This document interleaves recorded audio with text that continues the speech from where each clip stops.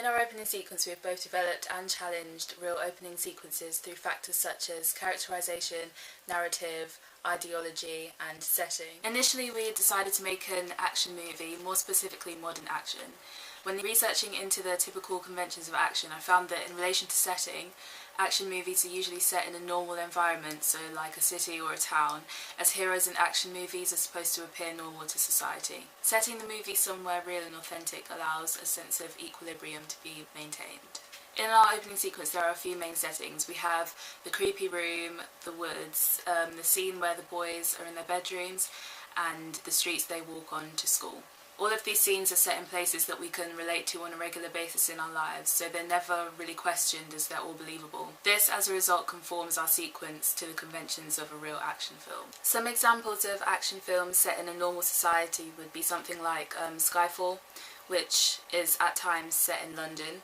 A more relatable example would be Stormbreaker, as it contains characters similar to the ages of the characters we cast for our sequence. In Stormbreaker, similarly to our sequence, the main settings are home and school. A lot of team-based movies are generally set around school and home life because it's something that teenagers can easily identify and relate to. Although our sequence doesn't actually reach the school premises, that's the concept that we set up at the start. Our sequence challenges typical action films as we do not open with an establishing shot as you would see many action films do, such as Divergent or Stormbreaker. In contrast, our sequence opens with very tight and close-up shots with dark lighting where the setting cannot really be established at all. The closest things we have to an establishing shot is the first scene where a bedroom is shown and you can see Ashley in his bed waking up, and that's how you know where they are and what the context is. We also have the scene in the woods. This shot is quite wide, which definitely helps to confirm the setting. There is a scene in the Hunger Games that uses a setting similar to ours in the woods. During my research, I also found that the disruption or problem is introduced at the start of the movie. The problem is clarified as soon as Ashley gets hit over the head by Michael. I think our movie, although it does introduce the problem at the start, challenges this convention at the same time, as although we know something has happened, we don't really know what that something is yet. So the disruption is not explicitly established in our sequence as of yet. In our opening sequence, we use and introduce only male characters. Very rarely do you get an action film where a female is primarily participating in the action. You can tell the roles of each individual character by the amount of screen time each one gets. We've included a type of character which is a lot more prominent in modern action films, which takes the title of the false hero, and this character in our sequence is Michael. A prime example of a character who displays the false hero quality is Talia al Ghul in Batman, as throughout the movie we believe that she's an ordinary woman, but as the storyline progresses we come to find out that she's actually pursuing her father's mission to potentially destroy Batman. The characters with the most screen time are Ashley and Michael, and seeing as Michael can be identified as the antagonist through his violent action, this would make Ashley the main protagonist. Connor acts as a secondary persona who will work alongside the protagonist against the antagonist. Still basing examples on The Dark Knight Rises at this point, the secondary persona is Robin, who is Batman's right-hand man. Through characterization we challenge conventions of action, as we do not yet introduce a heroine or female character of interest. When researching into action films, I found that this genre typically consists of chases, weapons, anything that keeps the audience on the edge of their seat while they watch the protagonist in potentially fatal danger.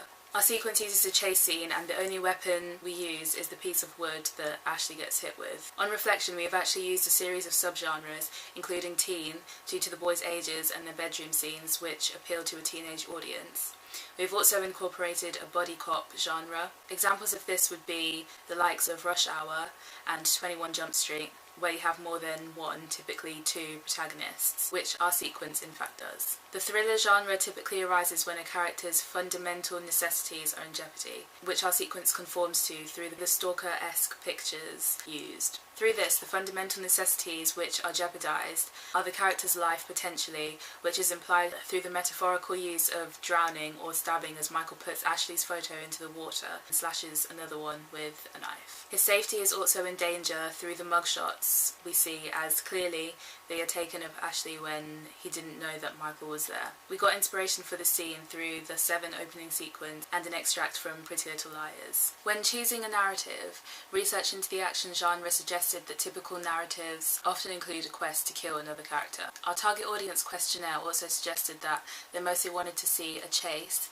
mystery, and an introduction to the characters. The series of events that typically take place in an action movie is the following. Begins with equilibrium, so that's represented in our sequence by the teens getting ready for school in a pretty normal predicament. By this we are also simultaneously being introduced to the characters. Merely including this factor, however, would not lead to the inclusion of any action or thriller. As a result of this is how we came up with the idea to have a 3 hours earlier interval section in which we are able to portray the thriller and action genres, resulting in the product of a mystery and cliffhanger storyline. This is also a typical convention of action. The equilibrium is usually followed by suspicious actions of one of the characters. This is represented by the psychotic behaviour of Michael's character, which is how the disruption, thriller genre and mystery were incorporated into our sequence. The chase is obviously included at the start, when Ashley is being chased by Michael. It's quite ambiguous as to whether Ashley is actually dead at the start of our sequence, but seeing as he is the main character, the likelihood is that he probably isn't, because this is just a typical thing that happens in action films. The protagonist never dies. We have used a panning and tracking motion in the chase scene. This helps to follow and track the boys' movement as they run. Fast cuts in the chase and thriller scene are achieved by the jump cuts and the flashing in pieces of the chase scene every so often. The thriller scene wasn't actually set when it was dark, but I used a blue dimming effect